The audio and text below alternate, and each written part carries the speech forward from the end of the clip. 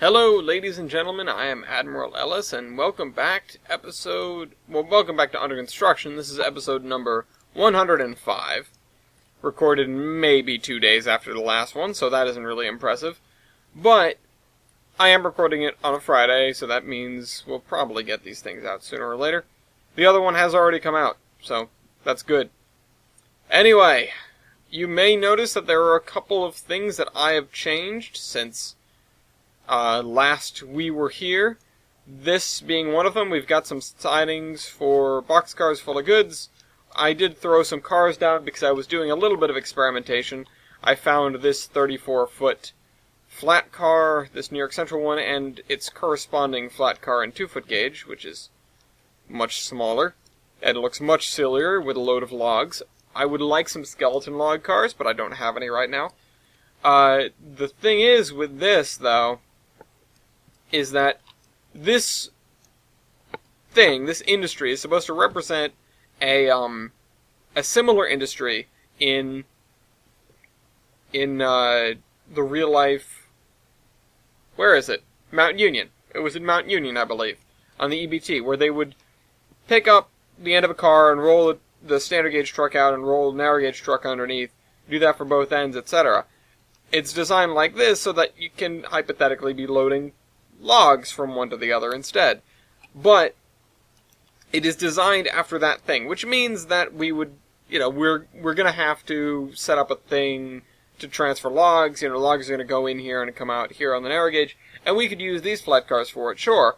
Or, what I asked Milky to do, or, the call is going out to anybody who feels like doing it, is to put 3-foot trucks under these cars, reskin them for the Geiger Mountains, and upload them to the DLS, if you can get permission to. Which I would love, because then you could have the plausibility of, okay, now you've got a narrow gauge train with these cars that they've just rolled different trucks underneath. And we could also then have these cars perusing the system going to Olive and whatnot. I grabbed 491 just to use as a comparison. I mean, 491 is big for a narrow gauge engine, but it's a good, I wanted to make sure that if we... Where'd 491 go? Over there. That was weird. If we put the two next to one another, that it doesn't look out of the ordinary. Which, it doesn't. It looks pretty right, although this one's a little bit taller than you might like. It looks pretty okay. So, that was my thought process regarding that. And so now I would like to use those guys. I, again, also threw down a bunch of coal cars, because why not? And I was brainstorming a bunch of industries, but namely this guy. I don't know how many carloads I want to put through here. I was thinking 30, which sounds like a lot, and that is one full train, but you are loading it into barges, and a barge can probably take 5 or 10 carloads worth. These are only narrow gauge cars, and the barges are not small. So, yeah, that's my thought process right now. Oh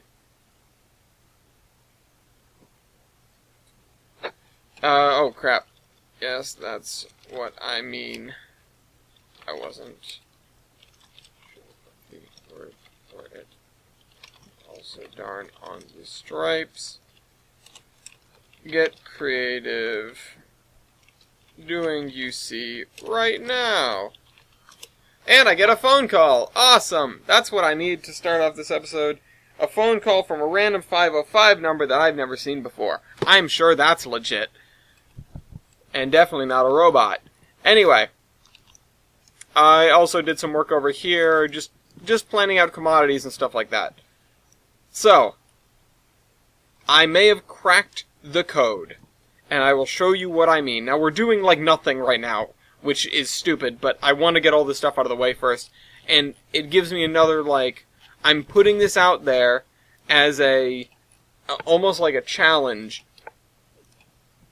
for anybody who wants to attempt it. I am also wanting to attempt it, and there are people in the group that are indeed going to attempt it, but these things, these trains Forge boxcars, I believe they're Trains Forge, they have the commodities that I need, at least some of them.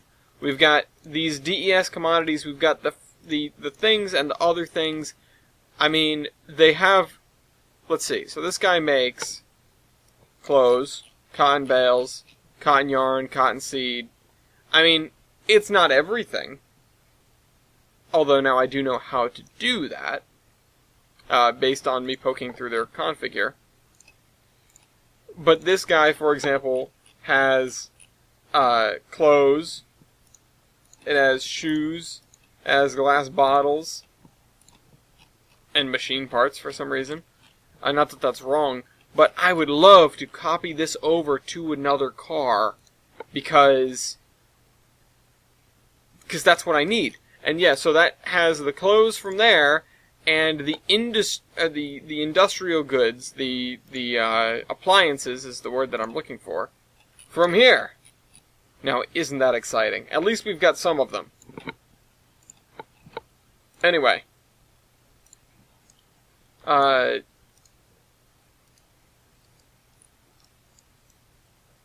Right. So sorry, a little distracted just for a second. But that's super exciting. I'm glad that this is a thing. Also, I'm realizing this town is mostly producer industries, which is, or no, sorry, no, it's consumer industries, but it's not doing general goods, which is a little bit backwards. And I would like some more producer industries. Certainly, I think we should have a larger tool company that actually outputs something. I don't know what, but something. But these guys, they all just take in stuff.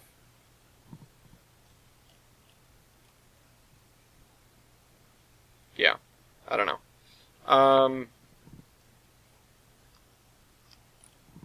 So, yeah, I don't know, thinking about that. Also, those guys should probably get their things on a flat car instead of in a gon. Whatever, not important right now. They don't have a crane, is my point. So, today, that's not right. Today, we're going to work on some stuff, of course. And I even started over here because I wanted to work on something in particular, something that caught my eye, which was this. Okay, so, now that I've sort of dug into the goods terminal a little bit more, we're taking a break from the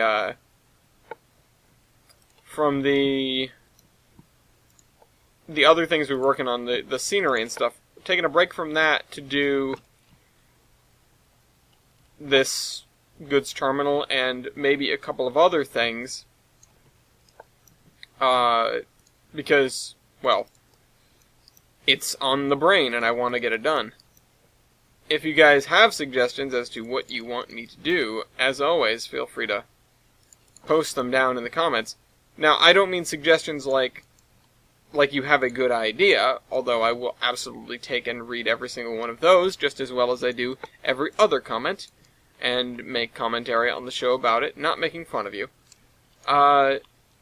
But particularly, I'm meaning, if you have something you want to see me work on, because you think it hasn't seen enough love, or you just want to see how it goes together, then absolutely say so. Of course, not saying so does always run the risk of me doing something while you're not watching. Now, I try to avoid that a lot of the time, but it does happen. So, I'm looking at this.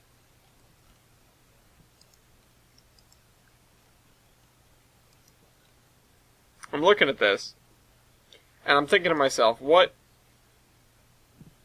makes sense here? And I need to pull up the map to make sure that I am making sense of these things, but I don't think a major road running north-south is, like, super in the cards. This is obviously very tight. If you come in here, you're going to have a tough time going up that way. But, does it make sense to build another bridge up here? I don't necessarily think so. So, yeah. Even this I feel like is overkill.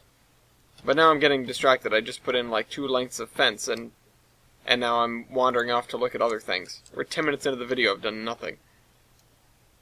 That's a not insignificant portion of the video. Alright, so I'm going to put this brand new chain link fence along here. Maybe they felt the need for greater security. The other thing that I was thinking of, right, is the fact that we don't have a road that runs up this way. The road bridge is over here. And, I mean, part of that would probably be because you'd need another drawbridge. Although wait a minute. Wakefield Gap Portage is up, yeah, it's up this way. So yeah, you would need another drawbridge, although this is no longer a drawbridge. Because there's no longer barges up that way, and there haven't been for a number of years. But, I'm saying they may not have built a bridge previously, so they wouldn't necessarily have one now. I could always reconfigure that a little bit later. I was also thinking about some of the empty area behind us in Mason Valley. Not the stuff along the waterfront, but the stuff that's over there and what to do with it. And part of it, I think, is going to be more residential area or more small commercial area, but I'm not totally certain about that. Okay, so this, that's cool, but I don't need it. Mason, where's the one with no center line, but just shoulder lines? Come on, you're letting me down here, dude. No, this is fine.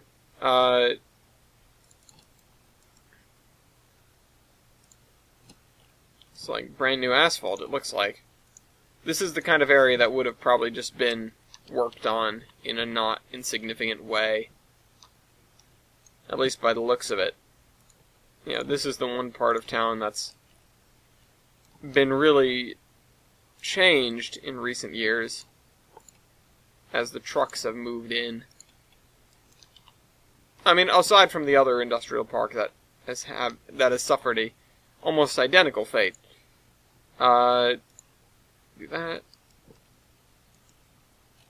Uh-oh. Oh, no. Oh, no. Okay, hold on a second. I've sunken part of the track.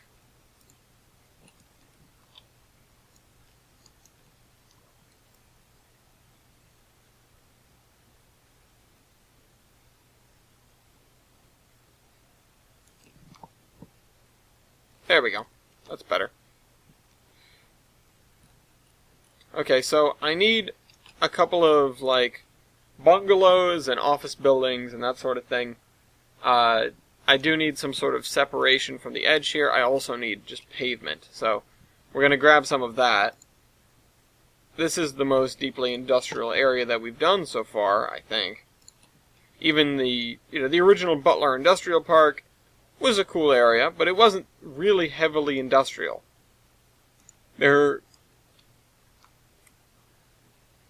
It's mainly a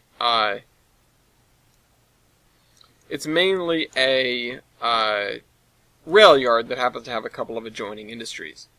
So we're going to make this our main ground texture in this area, and we will have to do things in it. I mean, this was the 50s. They would just pave an area like this without a second thought. There wouldn't necessarily be islands in it or anything. But nonetheless, it's a hell of a blacktop. And the pavement would end there, because they wouldn't want to pave over the tracks. But there would also probably be pavement in here.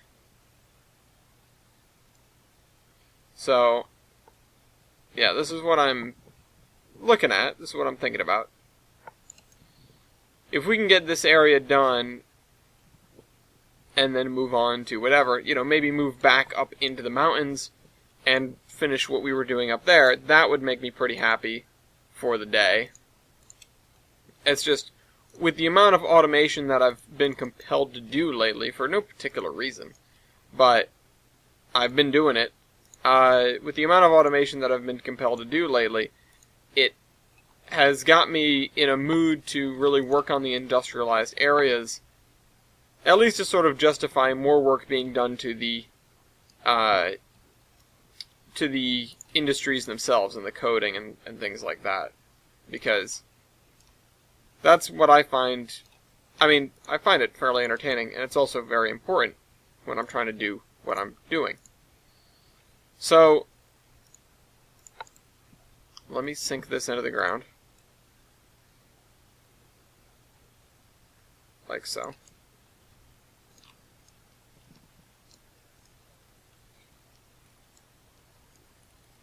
Okay. So, like I said, we need some, like, bungalows or administration buildings or something like that.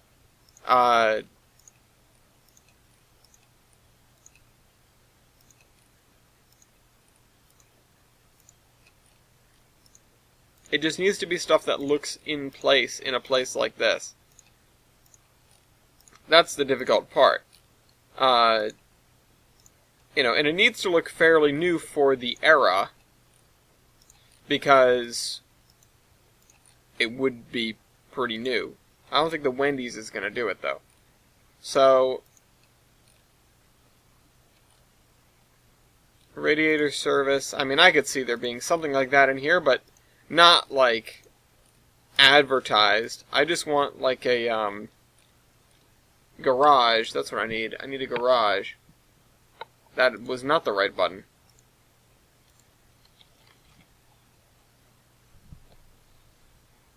Two-car brick garage. That's not the kind of garage that I need.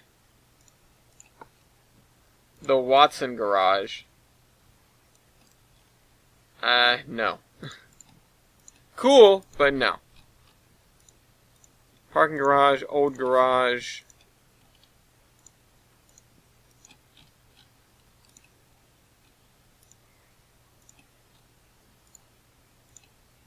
Well, we're definitely not going to be putting any houses over here.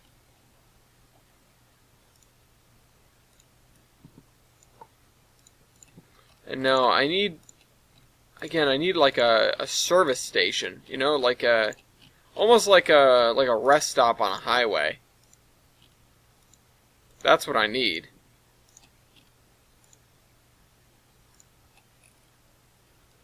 No. That is, in fact, a car dealership. Definitely not a garage.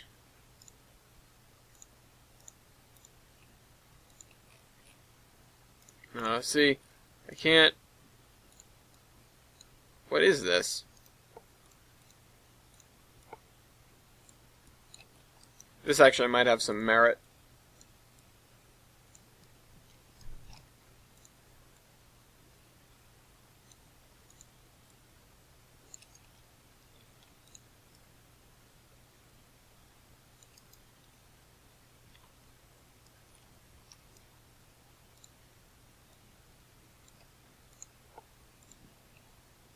So, I'm thinking about it, and I'm wondering what else needs to go here, because we have garages, of course. We need like some gas pumps or something like that. We need storage space. We need a little, some sort of something, like, let's see what I have for a rest stop.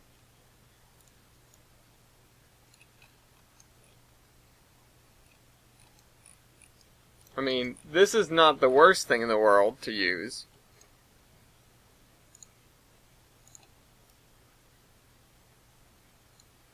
And now I'll actually put this over here. The other thing I want is like a bunkhouse or something. This thing is sort of sliding down the edge.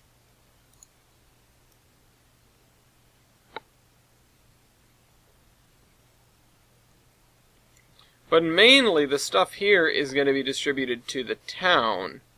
So that's what I'm thinking about. I mean, I'm kitting this place out as if it's supposed to be,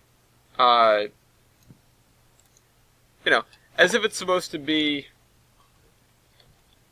a highway stop where, or a major intermodal facility, which, it's not supposed to be. Also, that is very small compared to that building. I feel like the scale is off here. I feel like this is a lot smaller than it should be.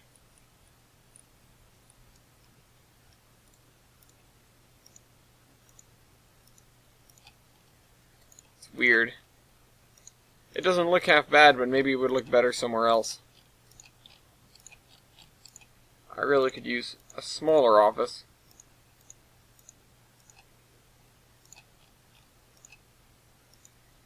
I don't need giant industrial buildings. Holy nuts. I thought that was a lot smaller. There's a Rollins Pass thing. I don't want like a huge office building. That's the issue. You punch in office and you get monsters. Brick office. Yeah, you know what? That's actually kind of more appropriate. I've used this in probably like 10 different places now, but it's a nice little building. It really is.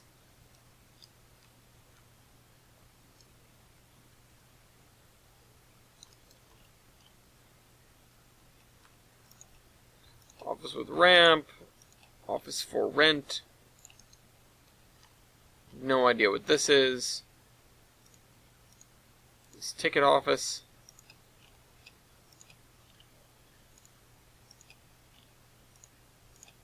And there's a bunch of JR stuff that I definitely don't need. Oh, and the Hinton Yard office. That I feel like is asking for trouble because that's going to be payware for a lot of people.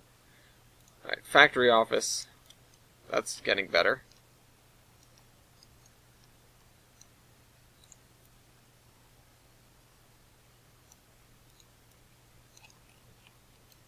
This is the blacktop, alright.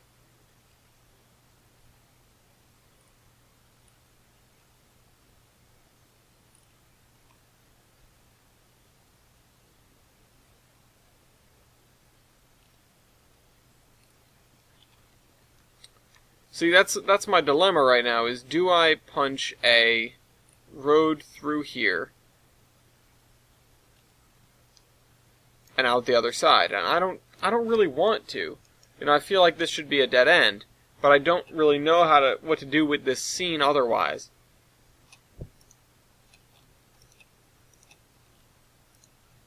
Destin Steel offices. I mean, I'm putting down these buildings, and a lot of them, they look alright. And I'm using, all the ones that I'm keeping here. But some of these are just absurd and huge. This one actually could probably substitute for all of these buildings, or both of these buildings. So let's use this one instead, because this is fairly nice and fits the look of the area. Fits the look of what's going on here.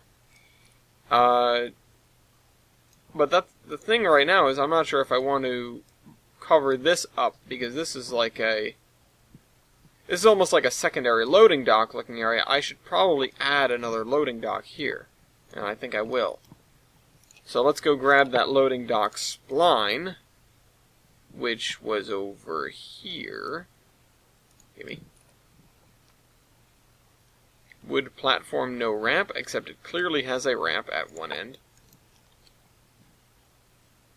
And I will just slide this guy into here. And I didn't want to add another thing, I wanted to move this end. And it's really starting to weird me out how often that doesn't work. Maybe I'm missing my clicks, or maybe I'm just forgetting to click, or something like that. But that seems to happen very often, that I think I've clicked move and I haven't. It's just a little bit concerning to me. I don't know if it means I'm going nuts or what, but it doesn't make me feel good about my mental health. I think we need more of these garages. And I wanted to put them like around over here, but I think I might actually put them over here with their backs to the river.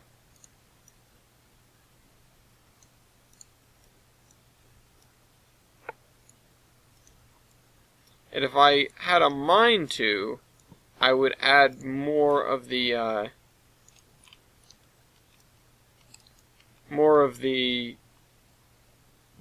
stuff over here. See, the thing is, this is not going to be a drawbridge. This is not going to be a drawbridge. This is going to be just a normal bridge, and I haven't put one there yet. Actually, no. No, I take that back. I need to find a drawbridge for that. If anybody knows a really small road drawbridge, let me know. So, yeah, I'll use this area. Well, now I can't put the garages here either. And the restaurant's in a bad place, too. So, what should I do? What would be the best action here? Because you can have trucks pulling up over there. This, I'm going to spin around and put on this side. This is your administration building. I mean, I could wedge it in back there, but that doesn't seem like something that's smart to do. I'm actually going to slide this back, because this is just like a secondary warehouse. And part of me wants to add a... Hold on, I have a really, really bad idea. So, if I take this is the sugar mill warehouse. It's southern... What the heck? Why does it... Okay. That's terrible, but alright. Let's see. Where are the warehouse, like, the bits? The ones that you can cobble together. Because I want to see how bad this looks.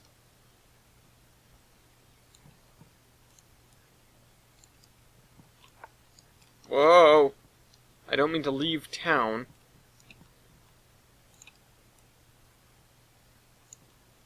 Although...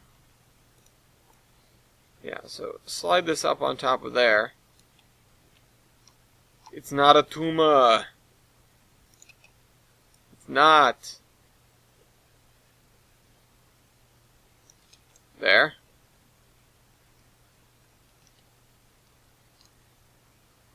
Well, it looks ridiculous, but not necessarily bad. So let's make a overhead walkway or something. Oh wait, that would be in here.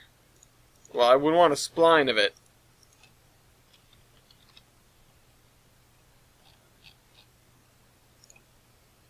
That's cool, but no thanks. Not what I need.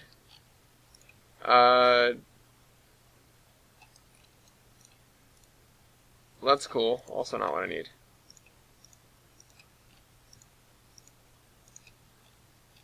I need something that's bridge for... What is this? Oh, right. Every time I feel like I pull that thing open and go, what is this? And every time I'm not surprised that it's not what I need.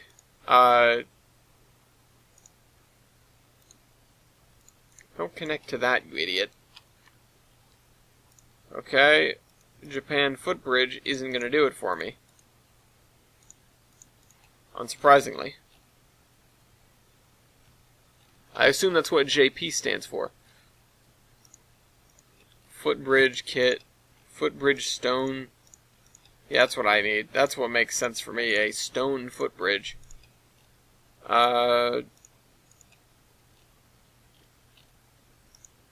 Complete. I mean, that's cool. That actually is really cool, and I may want to use that in the future if I can. Enclosed bridge. Yeah, getting there. Too new, though. That's cool.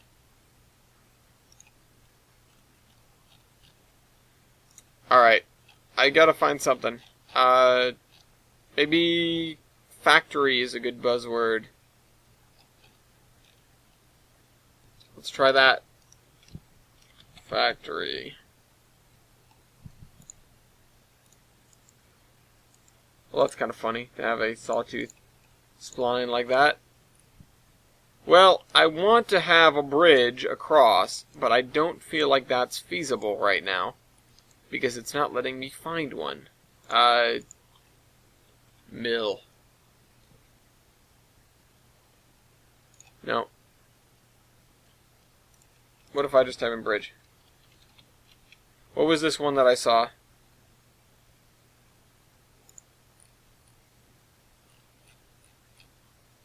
I swear there was something like something that I needed. Yeah, not that.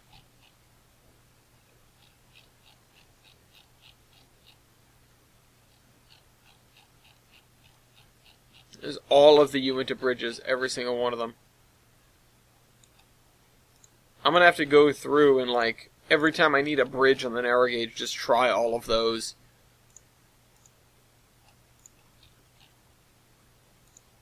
St. Louis Footbridge, Spears Railroad Bridge.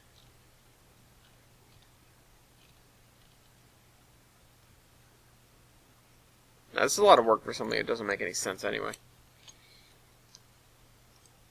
The thing is, there's no, like, I wish this was up just a little bit higher, because then I could use something like this. Grab this. On this side. Because you're supposed to be offloading stuff onto both sides. You know, some goes onto trucks and some goes onto the trains.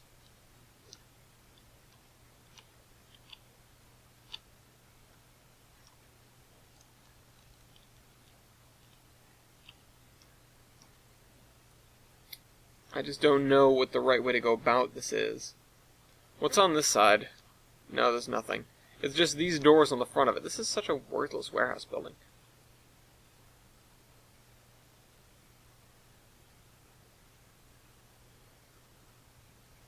I just wish it had doors on both sides. Hold on, can I just get a door?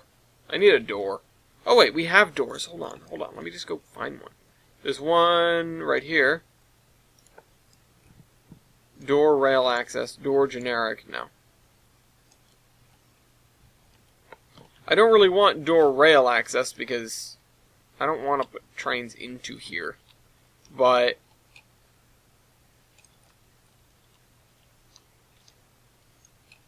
let's just put it down for now.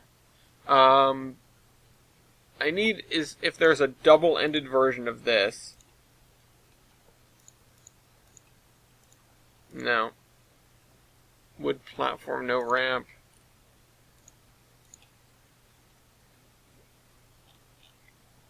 I want the ramp this time. They won't let me have it.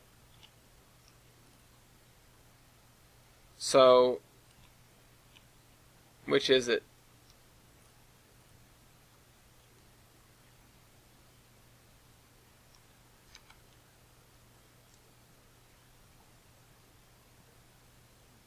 Okay, here's what we're going to do. We're going to make this one go this way. And stretch, not along the entire side of the building, but along a lot of it.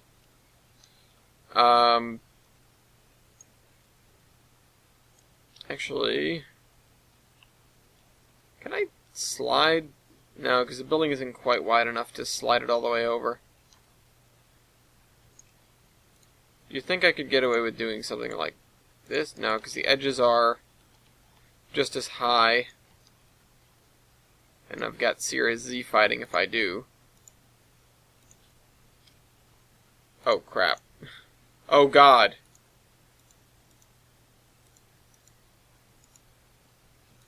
Well, if I turn this around... No.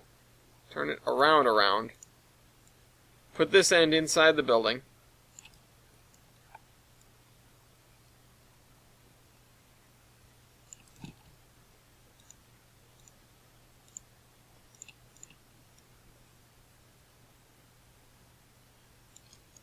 -1.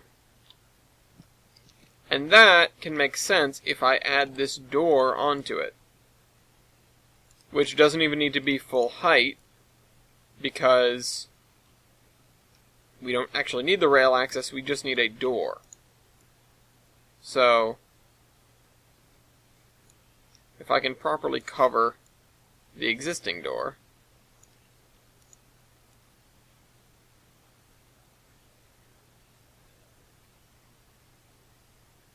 which sticks out quite a bit, I didn't realize that. Oh, crud. I hate it when I do that. Okay. So then you've just got this that goes along the side of the building that would be used to pull, like, single things out of cars using a dolly. Yeah, and this I need to pull along just a little bit more because there actually is enough room on the side of the building here to do something like what I'm trying to do.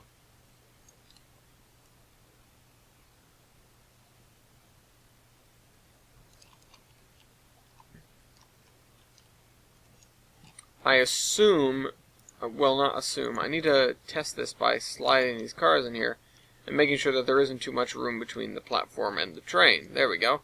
It looks pretty good to me. Slide that right back to where it belongs. And get one of these doors on the side of the building here, too. Nope, let's get a door. And in fact, I think I'm going to add several. They just need to be high enough to cover the windows, which don't need to exist. Oh, crud. Okay, it actually does, just barely. I can even lower the building by a tiny amount. Yeah, you know what, actually I should, because the doors in the front are hovering. There we go.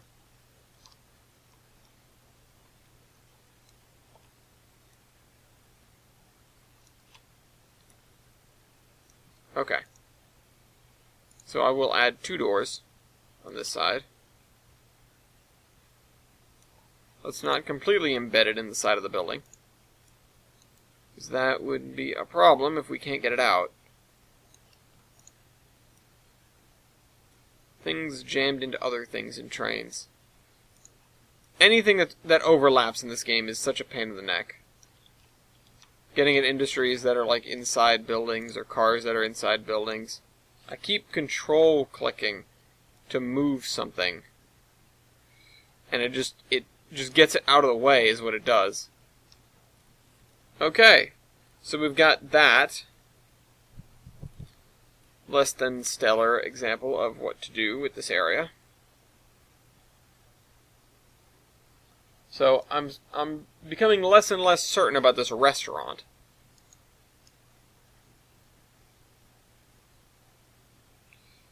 And I don't know what to do with this middle area here. I'm thinking actually, okay, the more I think about it, the more I actually want like a column of stuff in the middle here. We can have the garages in the back, which makes a bit more sense, because they're sort of out of the way of everything, and we can have a bunch of them if we need to. And it'll reserve that area where I just had the garages for boats, or for barges, or even just formerly for barges, and it hasn't been redeveloped after they no longer do barges there, but I don't see why I wouldn't necessarily do barges. It just takes a bit of work to do something like that. The whole boat system in this map may be something we sort of leave off for the time being and eventually come back to, because it doesn't have a huge purpose, and it's really just there for fun. You know, I intend to have an ocean liner that goes from one side of the map to the other, you know, all the way around it, you know, and it docks in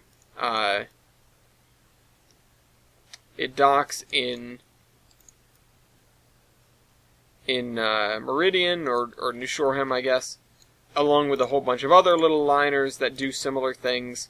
No, ships that don't go super far, they're not like transoceanic vessels, although some of, one or two of them may be. But, it's not anything crazy. The first train of the morning, the train with the FL9s, is designated as the boat train. And it is a local train. It makes a lot of the local stops. I think it is anyway. If I recall correctly, it is. Let me check real quick. It does something. No, sorry.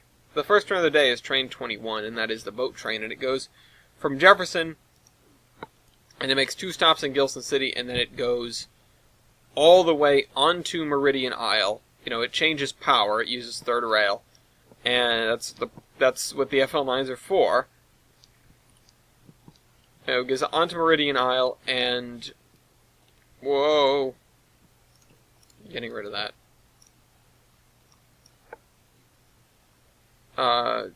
And goes straight to the docks, whereas most of the time passengers would have to change. That is a like a one-time deal or a once a day, occurrence of this special boat train.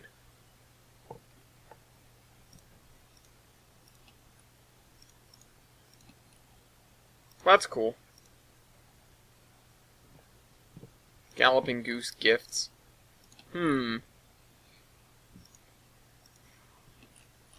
Yeah, so you get a lot of garages.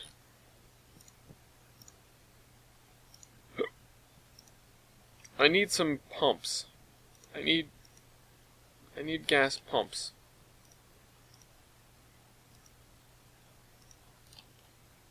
Gas station.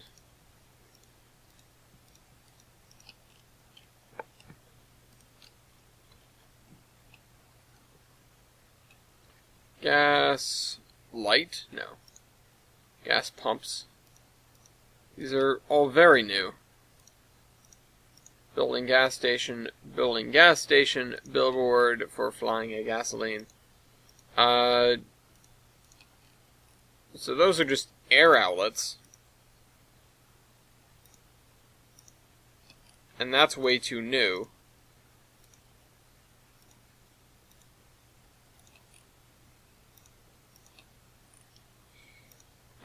This actually looks pretty cool. And I may use this for future. I don't know what it is. I don't know what it does. But it looks pretty cool.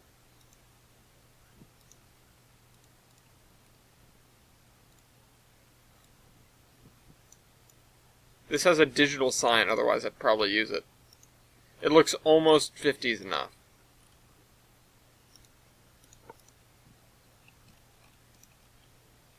See, these are all tuned. They've got like credit card readers, and I mean, obviously that gift shop is not something you would need over here.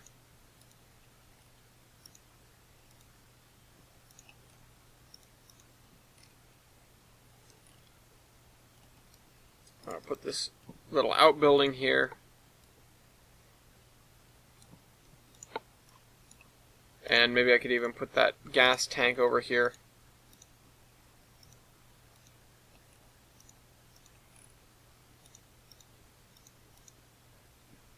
So, I could have sworn I have older style gas pumps. I just don't know where.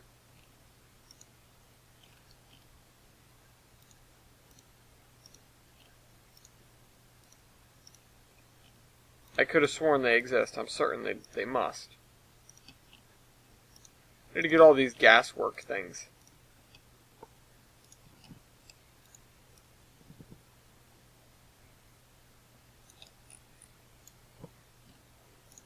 So, I mean, tire rack, price board, signage. How old are these? You know what, those are actually definitely old enough. They've got the tickers instead of the,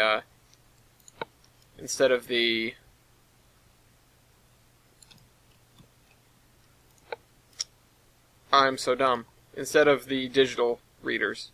So, that's fine. I also want some gas tanks. So, tank. Yeah, those don't look like water tanks, honestly. Those big things on stilts. For whatever reason, I'm not buying it. I definitely want a couple of these here. But this isn't like a super distribution point for oil and gas.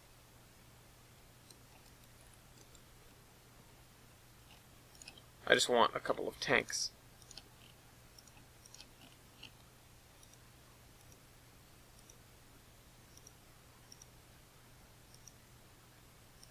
Tank diesel only, tank ExxonMobil.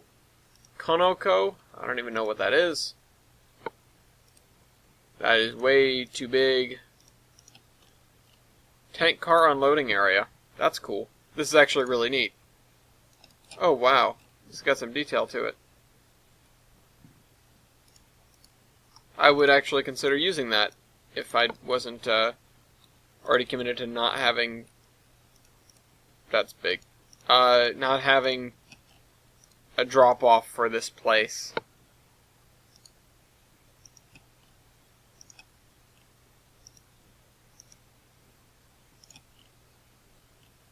So, yeah. Alright, hold on. Gonna keep looking through tanks. I have those oil company storage tanks, but they're not as much as I want. Oil tank. Oil tank. Typically these things are kept underground, so that's part of the reason why it's difficult to find them. But I'm going to put these over here.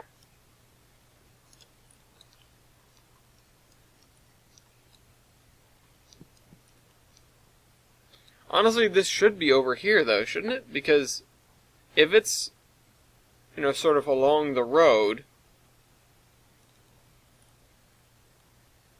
it would have been alongside the old building, not with the newer stuff. Right?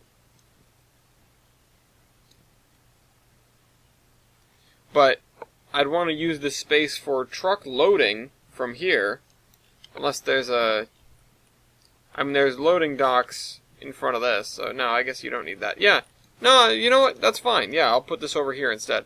We now need another building over there, but at least this feels like it belongs where it is. It's sort of alongside the other stuff.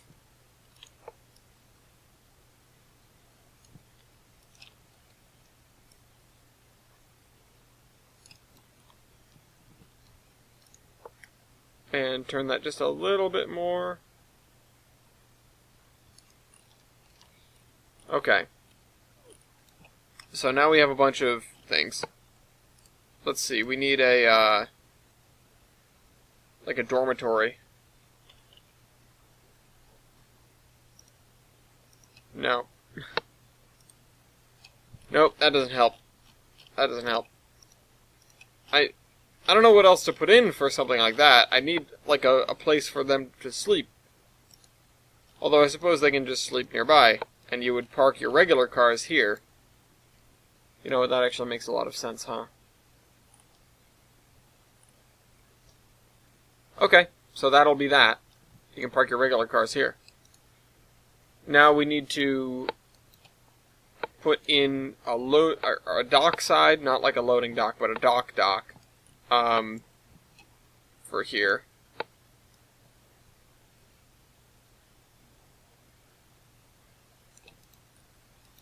So, yeah, you just need to let the creative process take you over.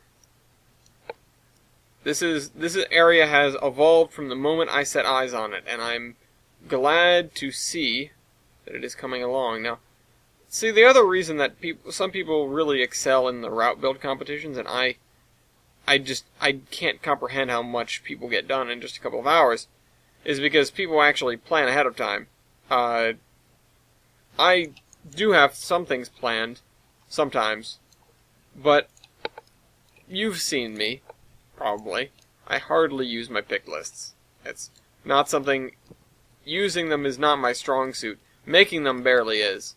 I have ceased making them because I never use them. Every time I want something, I don't want to go back to something that I already know. I want to go and find something else. And that's just an excuse for me forgetting that pick lists are a thing and are really helpful. But there's a kernel of truth in there somewhere, I think, maybe. Is this really flat? Yeah, no, I need it to, I need better than that. This is on 5 meter grid. I don't know why it's so much of a headache. Apply the height, apply the height. Okay, so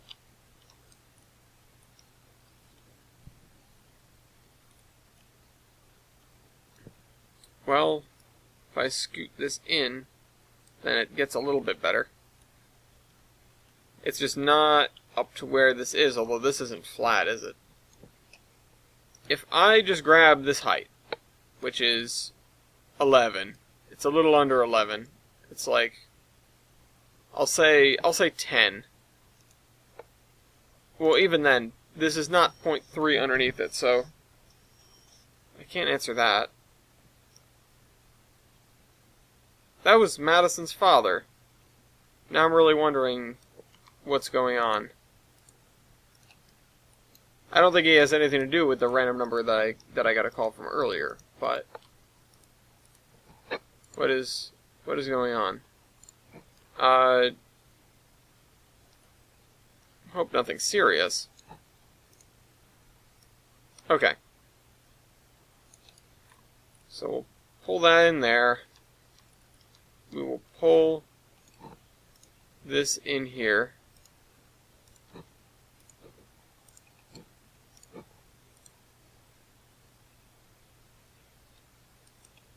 Make sure it doesn't connect. Use this height. Oh, it is 10.5. And okay. Now we have to use a smaller radius, higher sensitivity tool to get up to the edge of this and fill it in. Or at least connect with it, so to speak.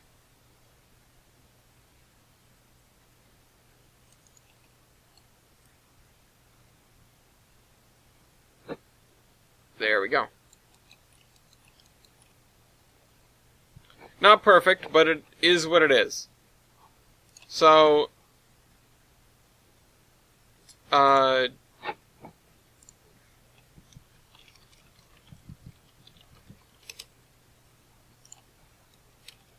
just got asked a question about taking Amtrak. I hope what I just responded answers the question. Oops, that's not the right thing. I have my sound off, so I can't even hear that I'm clicking the wrong thing. Or that I'm trying to use the wrong tool. I did get my new headset, I quite like it, but I didn't feel like digging it out. Okay. Fill in this area here. Yeah, so this is taking a lot more time than I expected, but it's gone through a lot more iterations than I expected. Considering that I didn't really have a solid idea of what I want to do going into this, I think it's fine. I'm not going to get upset at the fact that I've taken a little while to get this done. And I hope you guys don't. Obviously, I know it can be a little boring watching me just sort of scroll through my list of objects again and again. But it's part of the development process. And it's also because I don't like pick lists, I guess.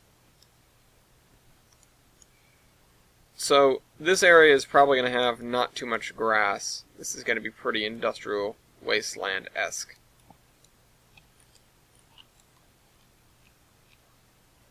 Which, I mean, to be fair, doesn't look half bad. I've certainly made things that look worse. Just find a few things and you stick to them, I guess. Stick with them and they will look okay. It looks a little bit empty, and I feel like we can rectify that with some junk and with some trucks once we get that far along. We have stuff that's relevant for this over in Olive, so I may swing by there and grab it, but we also have stuff that's relevant here in Mason Valley. So, I don't know. I don't know where we're going to go to get the stuff. Who knows? Wow, what a mystery. Alright, anyway. There are a couple of comments that I can go over. One in particular I'm waiting on, but it sort of means that I'm going to have to go out and make another video, one that I've been thinking about and sitting on for a little bit. So, I'm looking forward to it, and the revelation of what that is, but I need to find time for it. This weekend might be tough for the podcast, so I might, spend some time and make that instead if I know we're never going to be able to get the podcast done. So, the other thing is I really need to make the podcast because next weekend's going to be out, like completely out, because I'm going to be away, Strasbourg, for 6/11. It's my birthday gift to me. I just realized I accidentally brought up that it's my birthday coming up. I didn't mean to do that. I don't want to do that. I hate it. I hate bringing that up. I should have just let it be and not brought more attention to it, but I just want to say that wasn't me trying to subtly slip in, oh, my birthday's coming up. Bet you guys all wanted to know that. I didn't want people to know that. It just sort of happened. It's my only thought when it comes to the timing of 6/11. It couldn't have been better for me in that regard. And I almost said more about it, but I really shouldn't. So, yeah, I'll just shut up. That's what you want. You guys want me to be silent for the rest of the episode. I'm sure you guys want me to be silent forever. And you can do that with the small mute button down in the corner. That's, the magic of the internet. You can actually do that. Please don't. Please don't, I like talking. Okay, so this area, sure there's more we can... Where'd all the buildings go? There's more we can do with it right now, but I think I want to come back to it because there's other pressing issues. I'm glad we could start on this because this is one of the few... The three major industries in here is this, which is now the biggest, the log transfer and the coal transfer. And then there are, of course, the industries over here, but they're a lot less sizable. So, now that we've done some work over there, we shall return to this area here and hopefully spend the second hour of the show, or the last two halves of the show, over here. And get some significant stuff done with it. So, like I said, last time we put all the trees down. Lots of trees. And I was saying that it's one of the most voluminous tree things that I've ever done. Like, it's the most trees that I've ever put down in one fell swoop in a very long time. So, excuse me if I'm a little bit overwhelmed with how to tackle the next step. It's just, like, damn, this was a lot of trees. And it wasn't a lot of trees in the middle of nowhere. It was a lot of trees along the railroad tracks, astride which we are working. Boy, I'm hungry all of a sudden. Okay. So, train's crashed. I think I'm going to cut it there and come back with another hour in a little bit. And I am back. I don't know how that looks in post yet. Let me do a real quick sync. Sync. Sync. Just like the good old days.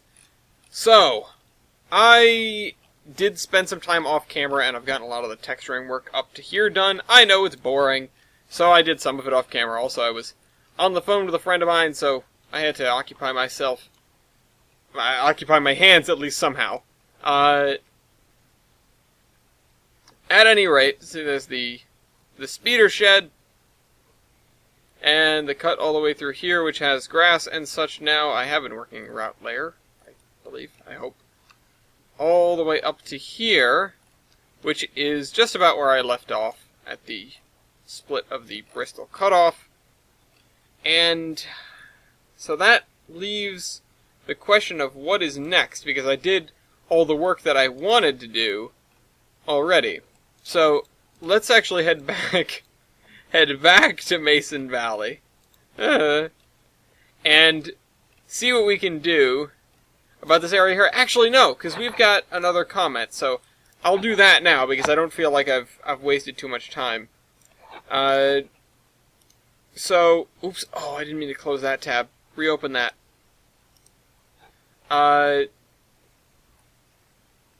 Oh, no, sorry, I've got these two comments. Broken Bob.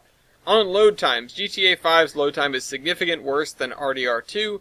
Then you have the Stalker games, which is horrible, and you are glued to the quick save button. So, I've never played Stalker, but I've heard a lot about them, and I can understand that being glued to the quick save button. As for, I didn't know Red Dead Redemption 2's was actually better than GTA 5's, although it makes sense, because, I mean, all that time has gone by. You'd hope, or, you know, you'd expect or at least hope for performance improvements. But, you know, it's the kind of thing where you don't necessarily get that. I personally get, and I personally have seen a lot of load times not necessarily get better over the years, which is what I was talking about last time, but just because things get bigger.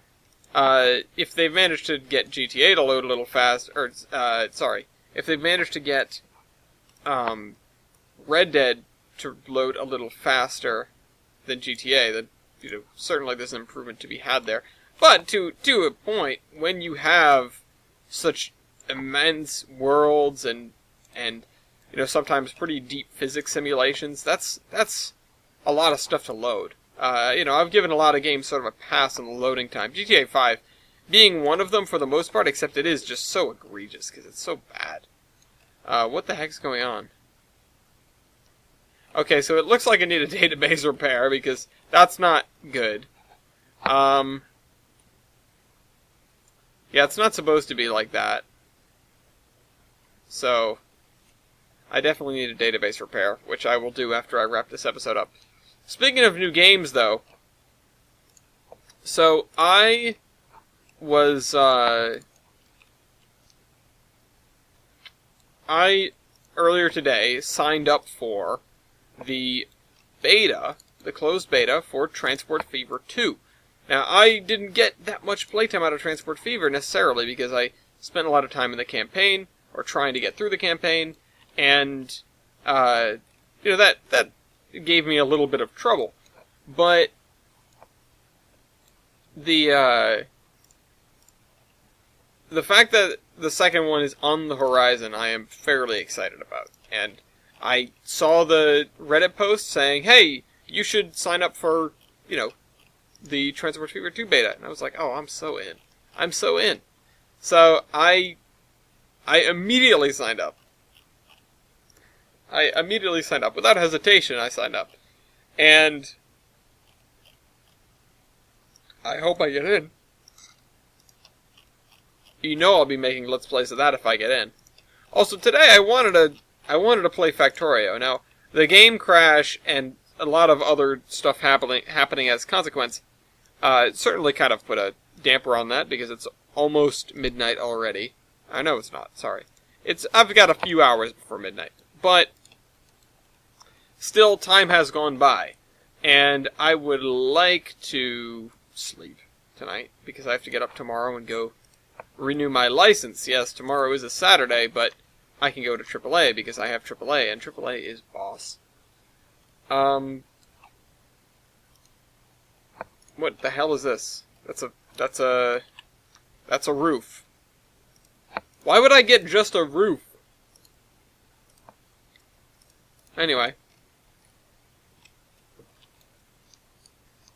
So, I wanted to set up some more triple deckers on this side of the road because I feel like, this makes sense almost. You have these guys on the main street on this side. As for this block, I'm still not entirely sure what to do with it. I wanted to do another block of residential, but I'm not sure. Maybe it can be something to do with the barges. I don't know. Or just equipment for the canal.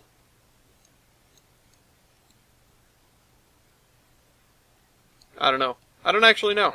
Because I don't have a place set up to dock tugboats, so maybe this would be it. Maybe that would be it. The one thing that I wish that I did is put more of a waterfall here. I know the water level does go up slightly, I believe.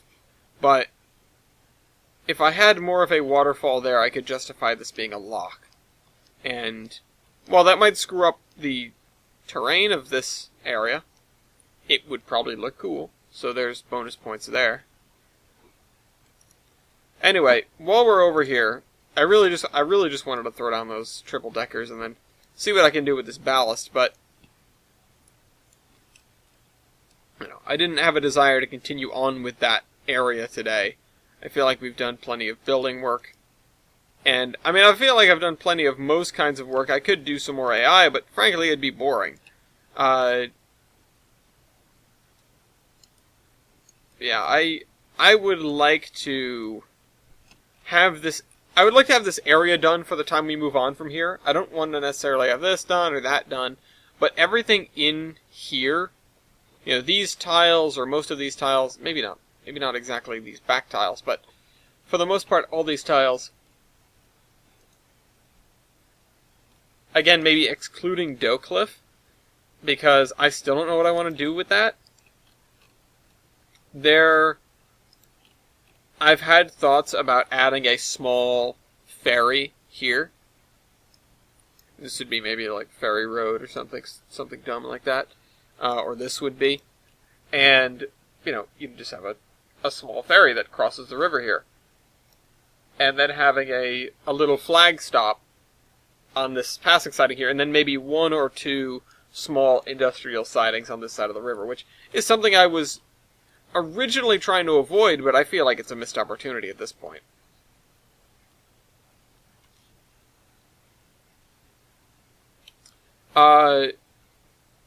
Before we return to anything, Broken Bob also says, I would like to see the proof of concept switcher, as I could probably give you an idea on how similar to actual operation time would be.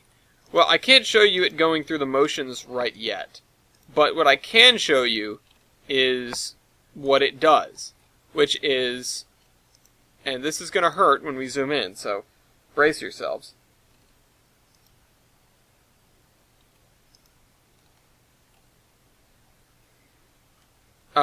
It's the first engine in here. It's one of the engines in here. Not the first one. It's like the one on the left or something.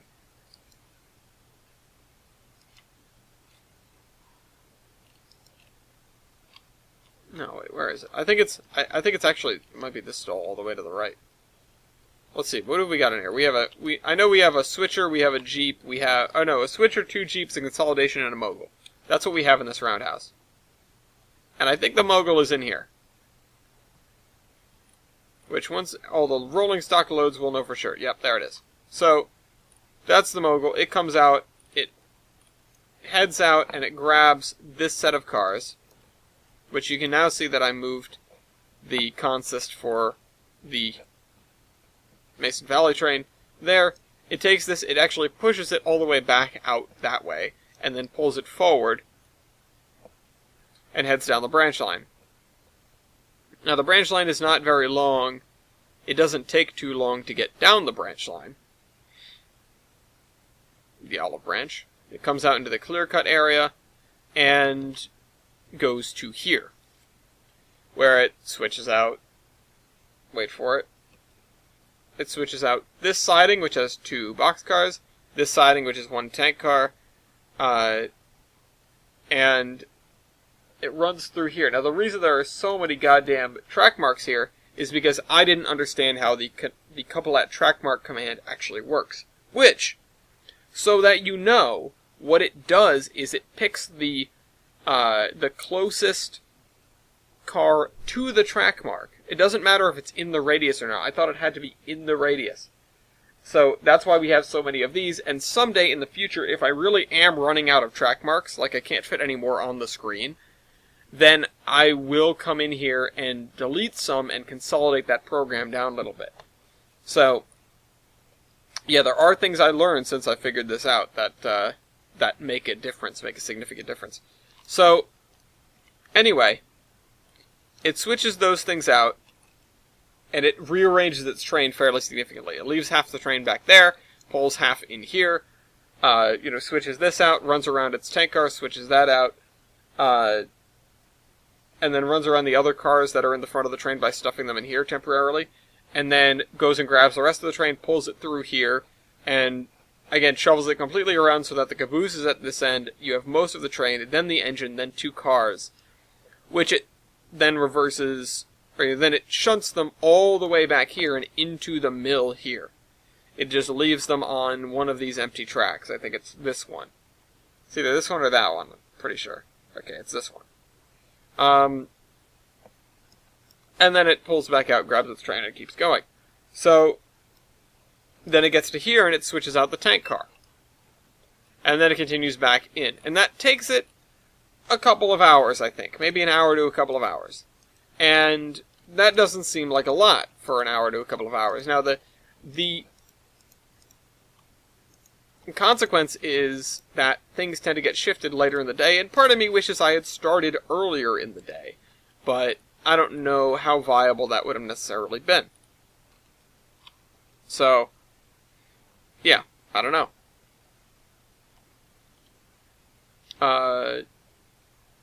Anyway, back to work. So, I don't know exactly what to do with all the textures in this area here. I know that there's a lot that we can do. And I know that I should be following my method of picking a few important textures and using them all over. And I have a lot of textures here that I already like. But, the thing is, I just don't know how to make this area look good. I am so nubile, if that's an appropriate word, which I don't really think it is here, but I'm such a noob at building areas that are not covered in trees that I almost don't know what to do when presented with one.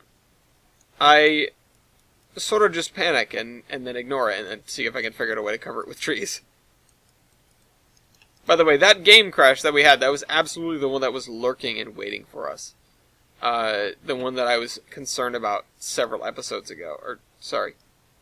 2 episodes ago, I think it was. What is this texture? Oh, that's the water. Gotcha. What do we have for under-the-road ballast? I'm really wondering. Because this stuff, I mean, it's not inappropriate, but I don't like to use the same ballast or just underneath texture for road and rail in the same area. So I don't know.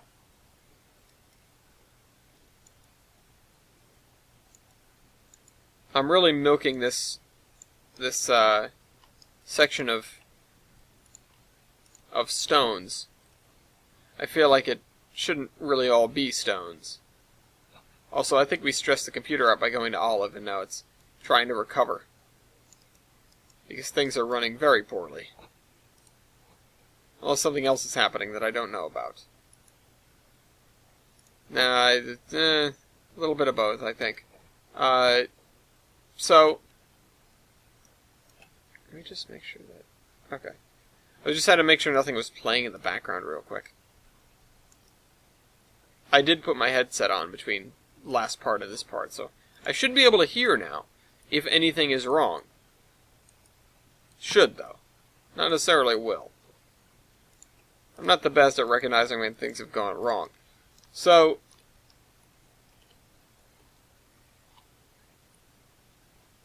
yeah. Alright. I'm looking at this area and trying to... Again, I'm trying to shore it up. I'm trying to finish it. I'm trying to make sure that we have everything that we should have in here, and at the same time, I'm going through and making it look good. The end product looks good. That's one of the most important things here right now. Because if it doesn't look good, then it's a terrible backdrop to something really cool. The star of the show is never going to be Tolbrand itself, really. It will be impressive in its scale and its size. It will be impressive in the attention paid to it, but not necessarily in the attention to detail. I am not a super detailed modeler. I am just somebody who likes to build elaborate systems and is half decent at making a backdrop for them. If I were to really go over the top, there are a lot of things that I could probably name that I didn't do. I mean, one of the big ones that I always come back to is really simple and really stupid. And you're probably going to say, well, duh, you don't need to do that. But fire hydrants, it's such a simple little thing, and yet I ignore it constantly, because why would I spend that much time on something so little that nobody ever notices? But that's what tons of people do, and they make their routes look gorgeous, because it's the little things that matter. It's the little things that make that difference. It isn't the largest pieces of effort. It isn't the huge, the fact that your town is massive, that is the most amazing part. The amazing part is when the town is huge and also has enough detail to look really good. Anybody can draw a bunch of roads out and then throw a bunch of buildings down in between them and call it a day. That's not what I'm trying to do. To an extent. I mean, I am trying to do that, but I'm trying to find that middle ground between looks really good and takes, I was going to say and takes friggin' forever, but I just named the same thing twice. Looks really good, but takes a long time, and you can get it done quickly, but it doesn't look great. I'm trying to find that middle ground, and that's where I am, although I think I do spend too much time. I'm not working efficiently. I sort of bounce back and forth between things, and naturally, because I'm also Let's Playing at the same time, I can't focus on anything. The fact that I talk during this is the real hindrance at the end of the day. But that's what I'm here for. That's what I'm here to do. So, we started this theme. Sometimes when you start an idea, and you put it down in one place, for example, right over there. When you do that, you then sort of beholden yourself to using that for the rest of the relevant area. Because you don't want to have one area that's just dramatically out of character. Now, if you don't like it, then by all means go in and change it. But change that one area that you don't like. Don't just ignore it and move on to the next thing. And there are absolutely areas where I am 100% guilty of that in Tolbrand. But for the most part, I'm trying to not fall into that trap. Because having one area that's out of character is something that will stand out when you look at it. And, I mean, I can point to the cliffs next to the swamp, if you can call them cliffs. They don't look like anything else on the route. And the reason is exactly the one that I stated, which is that I really don't like how they came out. At the same time, I don't know what to replace them with. I have thought about it, and I tried an alternate solution nearby, but for right now, I think, I'm going to leave those alone, which is hypocrisy.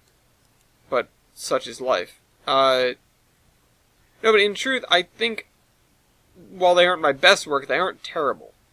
I don't really like them as much as doing something simpler. I think they're an important learning experience. And frankly, I'm not sure if I should keep them there. I'm not sure if I should go back and do that. But going back at this point for something so large, it doesn't speak to, like best practices or the smartest thing to do at this moment. That's the kind of thing where if you guys say, absolutely, this is terrible, you need to fix this, I will. I will go over there and I'll put some time into it. But if you guys don't think so, then I won't. I won't, at least not immediately. It's the kind of thing where it's not the end of the world if I don't do it right now. As a route builder, if you were a single player route builder looking at this and going, yeah, so I'll get to my stuff later.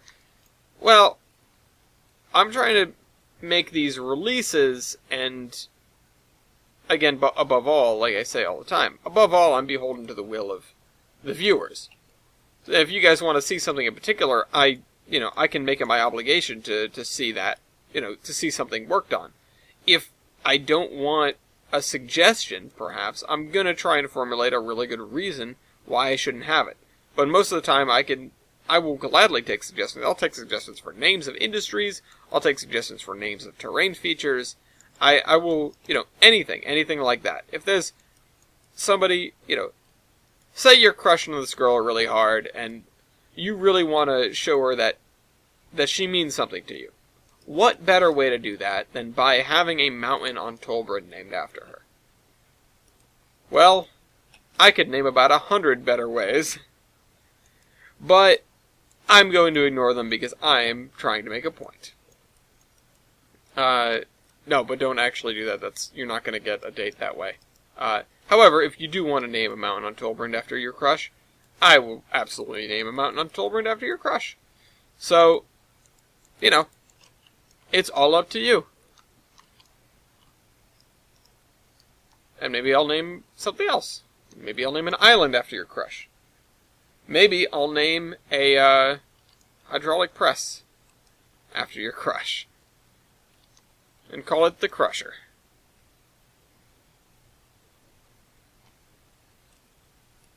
So, I need to get the edging done on this. I need to get the edging done on this industry, and maybe we can sort of spiral out from here. Maybe we can do this area first, and this will be our springboard to working on the rest of the narrow gauge yard. Because currently it looks pretty good, and I think we've settled on what the edges, what the banks of this river are going to look like, for the most part. The areas that have been cut, at least. Clear cut. Now, whether I really do want to stick with this for the duration of the area, I'm not sure. I'm not sure how far I want to go with it. I know we're going to have to return to forest at some point when we get up in the hills. Also, we need to actually turn these into hills. That's right, I forgot about that. That's right, I did want to stay on that side of the river. Oh well, we'll do this, and then we won't go into those chunks, I almost called them. We won't go into those tiles. For now, at least. I will get 0.2 done without doing those tiles.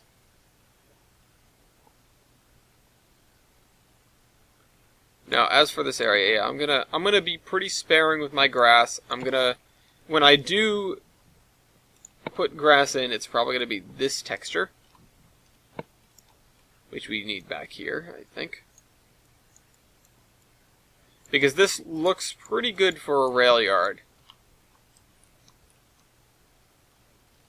Yeah, look at that. Look how good that looks. Yeah, you like that.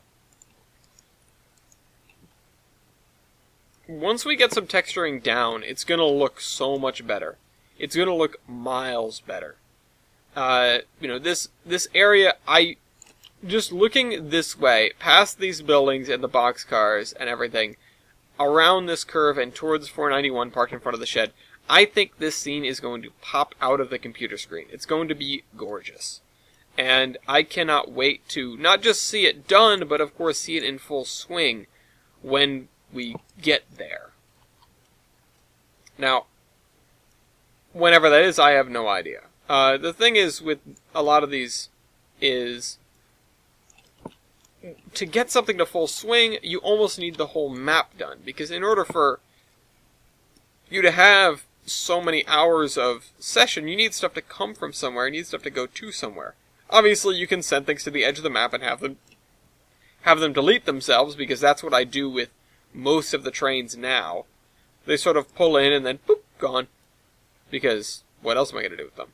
I also have trains navigating to portals, because what else am I going to do with them?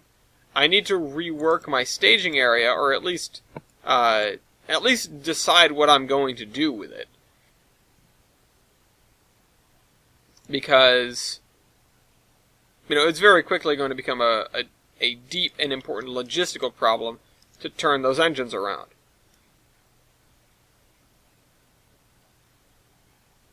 And turn those trains around, or those cars around. Right now,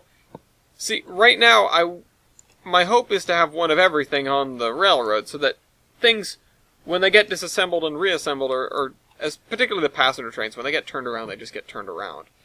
And they just fold back into, what's going on here? They just fold back into the same slot that they started in, or would have started in. In particular, passenger trains, I think, can just be sent around, using a portal. And in fact, as a stopgap, something I could do is throw in portals and just have trains that just peruse the system up and down all day. Not anything super crazy or extravagant, just like one of each. One northbound local train, one southbound local train, one northbound express, one southbound express. And then they will, they'll have these random interactions because of the varying times it takes for them to get places. I would honestly like to try that, just to see how it goes. But if I am doing experimentation with them, then I don't want to follow the mold that I have followed so far, which has very little to do with AI figuring their own way around anything. To the point where I noticed something amiss, or noticed something that could be better micromanaged, and went in and did that myself. In particular, it was two of the passenger trains. One of them is an express train that happens to catch up to the local train just outside of Olive. And the reason for that is the local train comes in on the express track, because it's a passenger train, so it's allowed to go fast. It comes in on the express track, it scoots over to the local track in order to make the station stop, because Olive doesn't have a center platform. It only has platforms on the outer two, as you guys probably know. And then it goes back into the express tracks, which are the middle two of the Gilson Eastern's tracks. Because it's a 4-track main line. And the speed limit there is higher, so it can make it to its destination quicker. But it does slow down by a couple of minutes the express train, which has to wait behind it. Now, I could adjust the timetable a little bit, or I could do any number of things that would, maybe even result in everybody getting there faster, but I decided to take the opportunity to do something a little bit interesting, and I had the other passenger train stay on the local track between Olive and Mason's Landing. And that means you get in the middle of the swamp the 80-mile-an-hour express train overtaking the slower going, because it's on the local track, 60-mile-an-hour local train, which is making its way to Mason's Landing on a slightly looser schedule. So, yeah, that's the kind of thing that I like to see the opportunity to do. I like to see the opportunity to make something like that happen. In this situation, it was very spontaneous, where I just happened to notice that this train pulls out in front of the other one, and the other one has to slow down, and then, maybe either... I think he either had to wait at the interlocking, or at the very least he was slowed down significantly. So, I was like, yeah, no, if I was a dispatcher, I would not say, express train, you wait. I would say, express train, you go. And either hold the local train and then slot them in behind the express, or just let the local train go. Alternately, could be avoided by pushing back the local train, or making the local train run a couple of minutes earlier, or the express train a couple of minutes later. But that's no fun.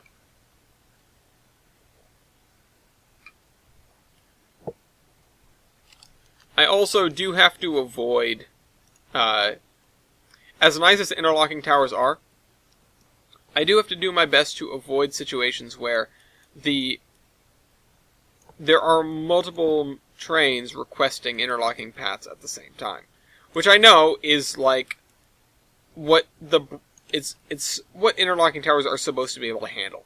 But the thing is, with Navigate 2 commands, which is what I'm using almost exclusively, I had to break out the Drive 2 commands again because of this, and I can cover what's different about them in a minute. Trains would then try to find another route past the interlocking tower when the signal wouldn't turn green immediately. That proved to be problematic, because it would usually involve them driving backwards for some length of time. And I'm still having this problem in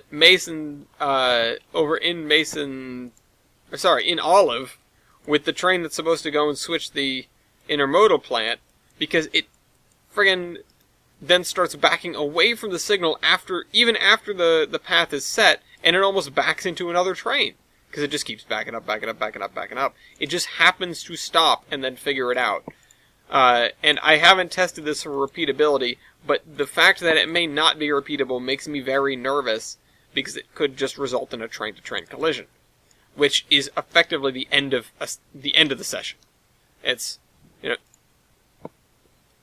the ideal, I'm sure you guys understand, that the ideal is that it can make it through day after day after day with no human intervention whatsoever. And if we're having problems with trains crashing into other trains, that's not supposed to happen. And there is no contingency for if and when that happens. I've been tempted to set up a, I deleted the rule that cleans up, derailed trains. Reason being, I want to know if a train derailed by, if I see the pop-up, sure. But if I stumble across a derailed train, then I want to be able to see it, not like, where'd that train go? Why can't where'd that train go? How come there isn't a train here anymore? Realizing that a train is missing an hour after it's derailed for whatever reason, that doesn't help me troubleshoot. That just tells me that something screwed up somewhere between the beginning of the session and now. And, there's no indication as to where that train was when it screwed up, or, and then, therefore, no clues as to why it screwed up. It's the kind of thing where it really, if I don't get to see that, it severely limits the amount of information that I can get out of a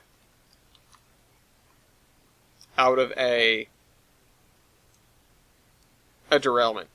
Or out of noticing a derailment, even. This is cool.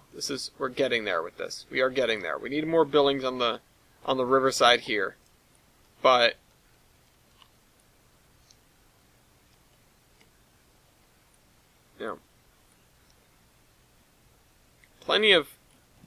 there is one real reason why this is unrealistic, and it's that the river isn't totally crowded with buildings. Honestly, this area should have filled up with houses and stuff. This area should definitely fill up with houses. Or even just buildings.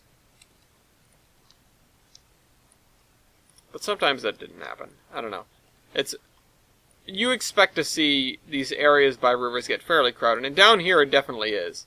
You've got all this stuff on the riverside, all this stuff over here, and just not as much free space. And then as you go up here, there's a lot more free space, but there isn't really a reason as to why.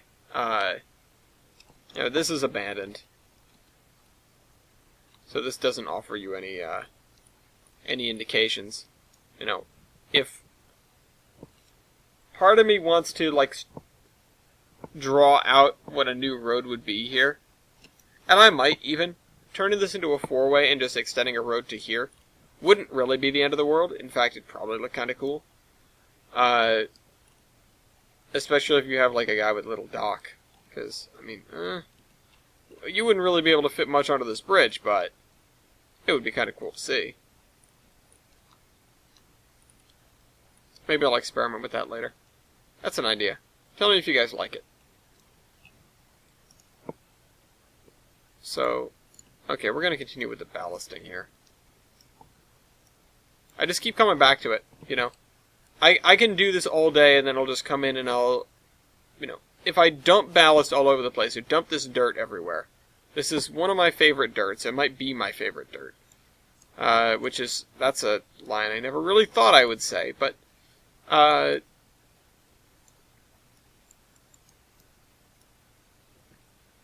then I can come in here and do the details. Do the grass and stuff like that. The coal dirt around here. You know, for all the bits that I've missed over the years.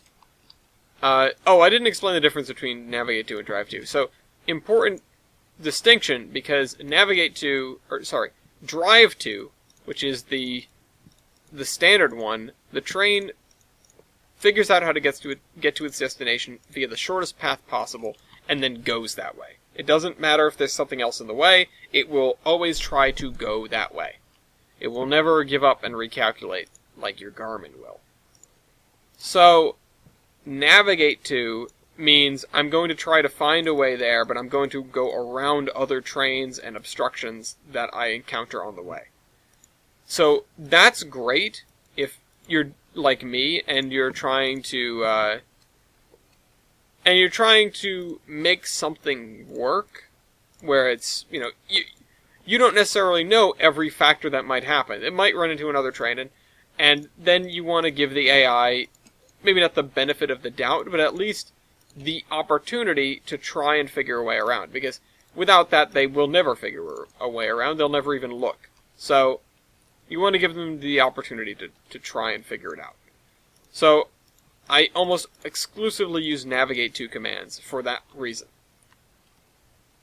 However, when there's an interlocking tower involved, you really never want them to try and find another way around. They're waiting for a reason. So, I have resorted to bringing in Drive to commands, but only after interlocking tower path sets. So it sets the path and then it drives to the thing on the other side, which means it's going to lock in its course, which still sometimes is not foolproof. It's going to lock in its course and then go. Go that way, and specifically that way. Which, again, typically that means right across the interlocking. Not foolproof, but it works better than a Navigate to command, which encourages the engineer to look for another route, of which there usually isn't one. Yeah.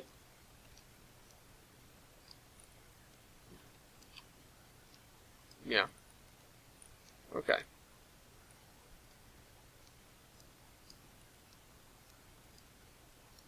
Yeah, we still need a couple more buildings there. That's too empty. Madison was here, she'd probably have some ideas. I'm going to fill in this area and then fill in the area in the middle of it with the scrubby grass. This is kind of a leap, because this area, it means that these areas are pretty much connected. The only things I'm missing are over here. I don't know how much of the yard that I want to do, but since we have pretty much north-south of the town done, except for, we have that done too. Since we pretty much have north to south of the town done, there isn't a whole lot that we can, there aren't too many other gaps to bridge. We just need to start puffing up the edges, basically. We need to start getting it to the point where it looks complete and not like a small isolated, I finished this area in the middle of nowhere. Which is really absolutely what it is right now. It's not just what it looks like, it's what it is. The other two towns, Lionhead and and Doughcliff. I mean, I'll get to those. Again, Doughcliff, I don't know about. Doughcliff sort of feels like the thing I want to wait for, because it's going to be a while before we really start going up the VMR. Again, at the very least, we have to build another 15 miles or so of Gilson Eastern to Bellington, because then we're going to... Then the next segment is building up from Bellington to meet the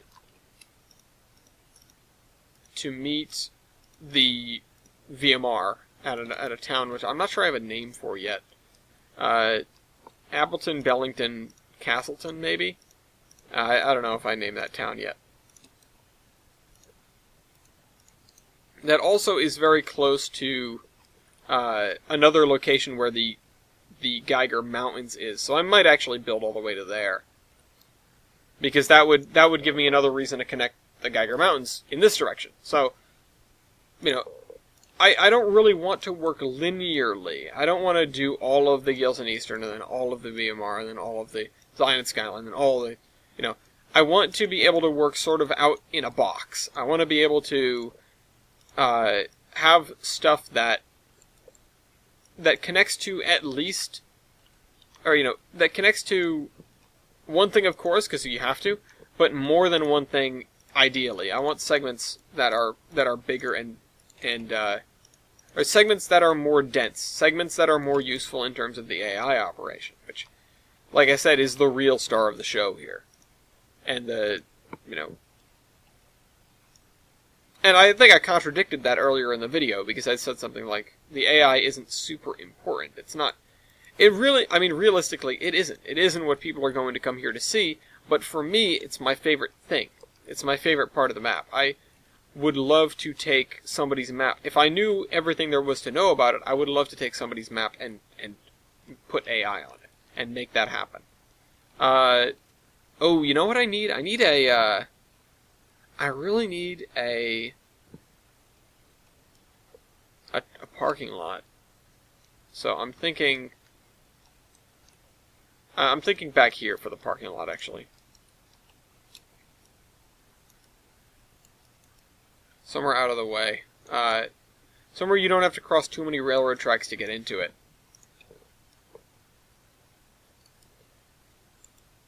Yeah, that looks better than the super bright stuff.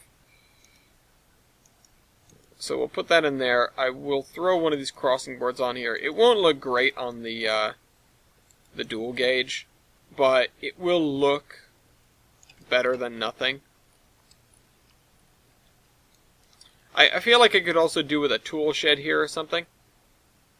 I mean, I feel like we could use with more building. We could do with more buildings in general, because right now we just have an engine house, and an engine house is not everything. I could go with maybe a car shop over here. I could go for some other stuff on the other side here, because this is all relatively flat. Though this is the thoroughfare and you can't really get to it. You know, if you guys recall, originally I did want to have a roundhouse in here, which would have been more fitting of the facilities for such a large location, but we have a Y, and this area was not ever meant to be as heavily trafficked as it is.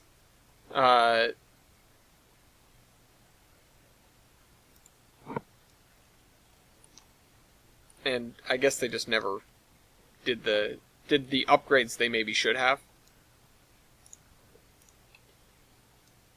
Certainly it's busy, but absolutely that engine house is going to be packed, which is a problem for me. It's a problem for me because it is really hard to get an engine pulled into an engine house with another engine right in front of it. It's going to take a lot of invisible signals, I think. And hopefully I will not have to resort to a couple at track mark command or something to that effect. Because if I do, that's like a danger scenario. Because now I've coupled together two trains that have competing orders, you know, two engineers, That's not something that I want to do because I'm inviting disaster. I'm asking for trouble, as it were.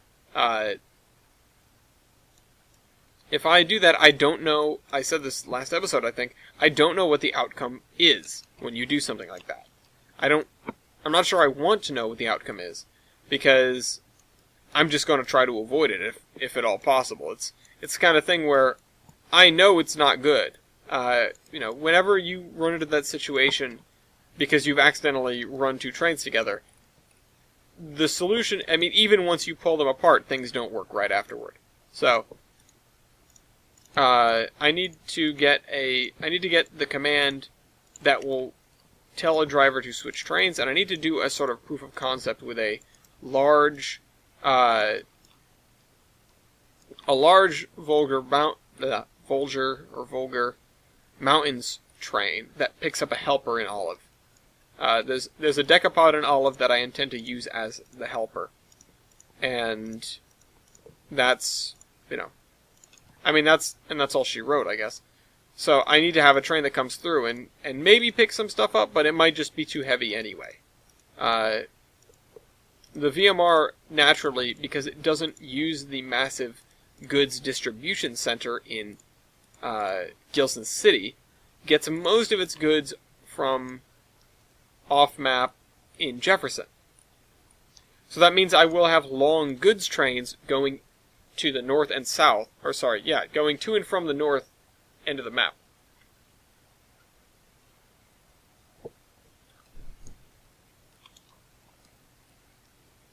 Yeah, this area is looking better and better.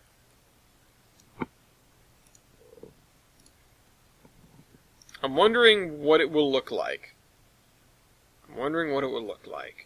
If I take this ballast texture and lay this grass on top of it. Also, if Madison gets home, I'm going to be in trouble. I started this at like 6 o'clock.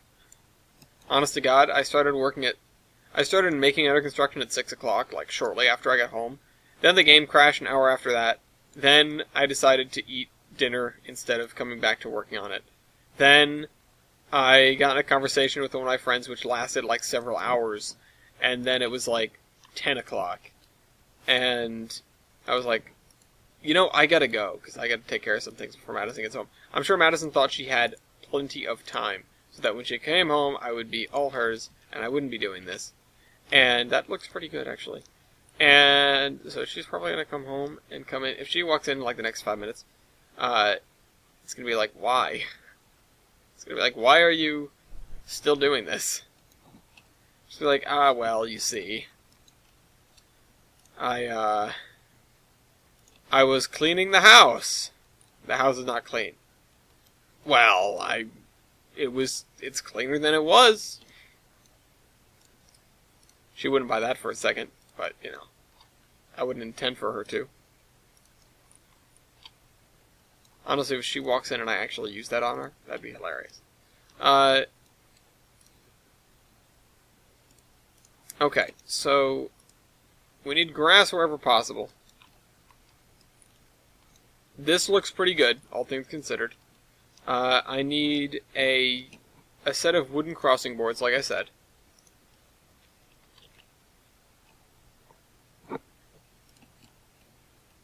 Okay, that's very much not what I needed.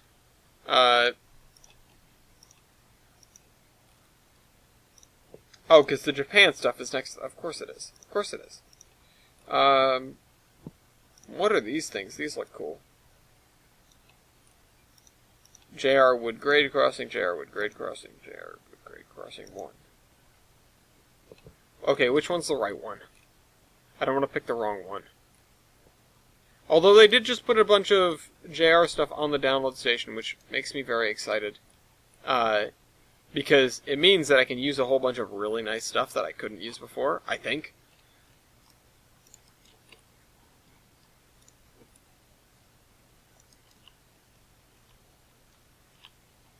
Okay, so you can't see the middle rail through it, but it's better than nothing. Actually, no, it isn't.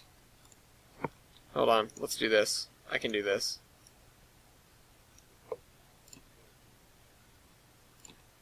Because I just fixed this, so...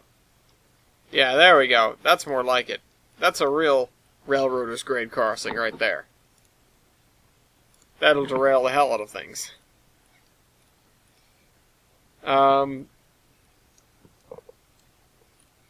Yeah.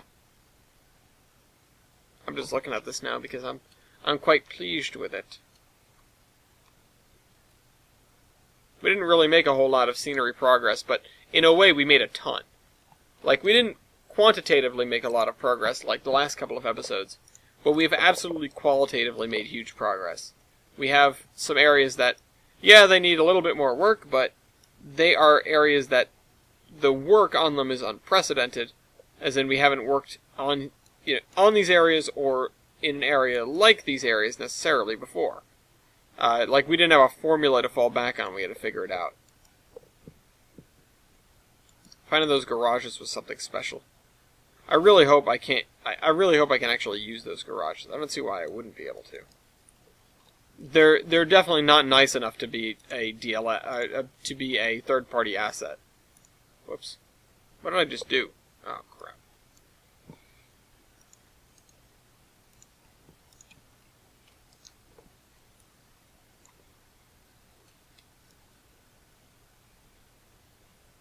So, yeah. Do I need to make the ballast garbage for the rest of this, for the non-dual gauge portions? Like DNS ballast? Yeah, just make it hell. Make it no ballast. No ballast at all.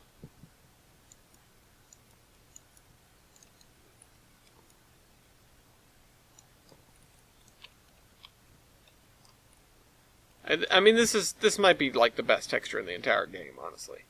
Not qualitatively, of course, but because you can just use it anywhere, and it doesn't look bad. It doesn't look bad anywhere. It looks good. It's just dirt. I mean, how can you go wrong with just dirt? Dirt don't hurt. So, this is the kind of thing. These are the textures that you want to be looking out for. These textures that are just versatile. Just, like, you can just pick them and go, let's go. And not have to think about, okay, well, if I put this here, does it look like this? And, you need textures that you can spin, you need textures that you can put anywhere. These are the important things when it comes to, doing this sort of thing. And, yeah, I should probably go out and find another texture for underneath some of these yard tracks, because it is kind of bland looking at just the same texture. But, I mean, how much does texture really change underneath tracks like that? How much difference does it really ever have? It's not like you get real speckled gradient texture. It's usually just dirt. Even if you have like an abandoned yard or something, it's usually still just dirt and gravel. It's designed so that you don't get plants and stuff growing up through it. Which, I mean, dirt isn't very good at that, but maybe I should go for a more gravelly texture for some of those internal parts, but I don't want it to look too good. I don't want it to look like, super well maintained. It is the narrow gauge after all, and it's the 1950s. The narrow gauge is hanging in there. Like I talked about last episode, the narrow gauge has a couple cash cows. And, through agreements with other railroads, it's certainly in no danger of dying, but it's not the golden age. There are plenty of routes that don't see nearly as much traffic as they used to. Alright, so this is going to be the hurdle. I don't know what to put in here. Let me just do this while we're here. Let me just finish this. It'll make me feel good about myself, and it'll further exemplify that we're missing a chunk in the middle that I don't know how to fill in. If you think you have an idea for that or any other hole, feel free to make a comment, and I will absolutely take a look at it.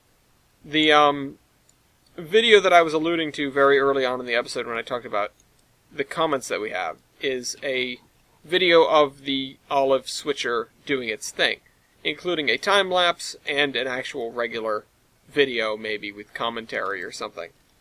I don't know how much commentary I can really give, and I assume it'll be the same footage, one with a static camera and the other with oh, that's right, you know what, I need to go another, like, you know what, no I don't. I was gonna say I need to go another, like, 5 minutes, but either way, whether I do, whether I don't, it's not that big of a deal. It's 5 minutes. That's the first time I've had a game crash that early into a recording in a long, long time, so I'm not sure what my protocol should really be. I'm not sure how much footage I actually lost. I know I didn't lose much work, but that's really neither here nor there, especially considering how much work I did between the two recordings, which was a couple of hours worth. It wasn't really a couple hours straight of work, but it was a couple of hours of work. So, yeah, there we go. Yeah, there are other buildings we need to slide in here. Hold on, let's, can I hide? Oh, turn that off. I can't hide tracks. I can hide consists and markers. No, I don't need to do that. I can do that.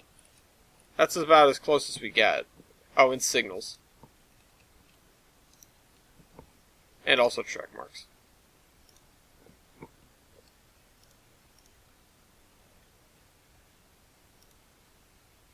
Yeah. So this is how deeply entrenched this town is with the railroad. I mean, look at that. You've got there's almost no place you can be where you're not more than a couple hundred yards from a railroad. Even if it's just the trolley. The these industries in the back here, yeah, I guess they're a little bit distant, but they probably had it at one point or another. This town, despite being as big as it is, and I think we have gone pretty far with making it as big as it is,